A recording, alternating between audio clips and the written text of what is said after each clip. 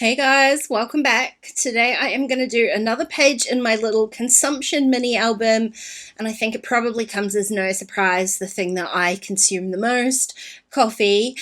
In this case, iced coffee, which has been my kind of go-to drink this summer. So I am going to use the Nelly and Clem Tasty Treats kit to document my favorite little afternoon treat. I have printed out one of the digital papers. I just printed that on some A4 cardstock, and I've trimmed down two Life Crafted sized pages. So that's 5 inches by 8¼ inches each. And I just used one of the page protectors to kind of give me a template for the hole punching.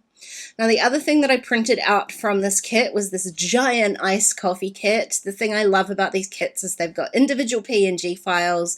You can print them as big or as little as you like, and in this case I like it big, so it's almost the full height of the page. I think it was about 8 inches tall, maybe a little bit less, and I'm trimming the edge of it because I'm going to stick it off the edge of the page. But before I go ahead and get too far into that, I'm going to do a whole bunch of stitching. So this video is reasonably quick for you guys to watch, but I'm going to say this took me a couple of days to put this layout together, and you'll see why very shortly.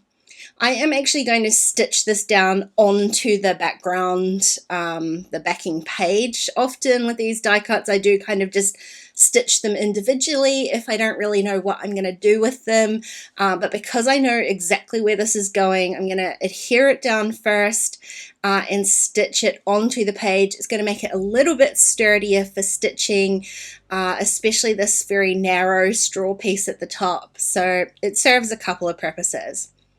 So I started by poking holes around all the kind of edge pieces. You can see there around the ice cubes, around the lid, around the outside of the cup, the straw, the kind of coffee marks on the inside, pretty much everywhere. And I'm just using a drawing pin and a little punching mat there.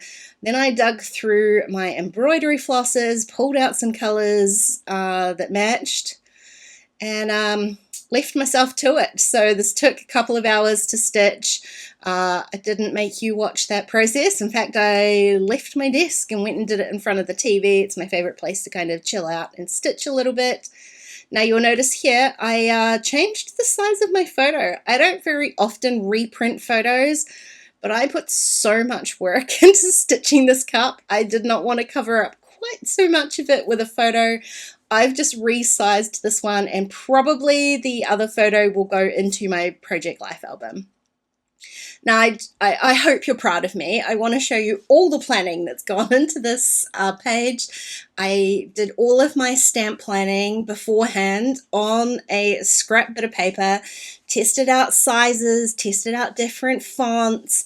I wanted to be able to fit It's Always Time for Iced Coffee onto one side of my Life Crafted page. It took me a while to get there. Eventually I got it. So all the hard work is basically done. So, well, I mean, I say that, I still have to do all of the stamping again, but here we go. The first thing that I am going to do though before I get started stamping is just run that through my typewriter and type out my journaling. I did type in pink just because I'm not actually going to stamp anywhere in here in black. I pulled out a couple of different brown inks. Definitely not a favorite. I don't have a huge amount to choose from, so I picked out a couple. This one is called Potter's Clay. It's a little bit kind of lighter, a little bit kind of warmer, and a little bit more similar to the actual kind of brown in the iced coffee PNG. And the other one is Doc Brown from Calipari, and it's much, much darker, so it shows on here a little bit closer to black, I guess. And the other color that I've picked out is, I think it's Party Dress from Catherine Pooler, which matched the pink of the coffee straw perfectly. Now I'm speeding through all of this stamping because it did take me a little while. I'm going to stamp each row. I'm starting from the bottom up just because then I sort of know how much space I'm going to need. The other brilliant thing about this is, of course, I've got grid paper, so stamping straight is much, much easier on a grid paper like this. Now for most of the stamping, I want it to look really centered, and so I am stamping the outside letters first and then working my way inward. I have a vague idea about the spacing because I do have that little cheat sheet up the top there, but stamping the end letters first just helps me ensure that I get all of those letters, or in this case words, inside the area that I want to stamp in. Now this little line of text definitely took the longest. I'm not going to make you watch all of that. It's impossibly boring. I did what I did last time, which was start at the start, and then I stopped and went to the end and then worked my way backwards, just to make sure I had enough space to fit all of the words in. I did. That's all my stamping done. I did let that dry a little bit, but the word coffee kind of felt like it got a little bit lost to me, especially in comparison to the right hand side of the page. That is quite a lot heavier with that stitched piece. I want to balance it out a little bit. So I'm gonna, you don't call this mixed media, do you? I'm putting water on here.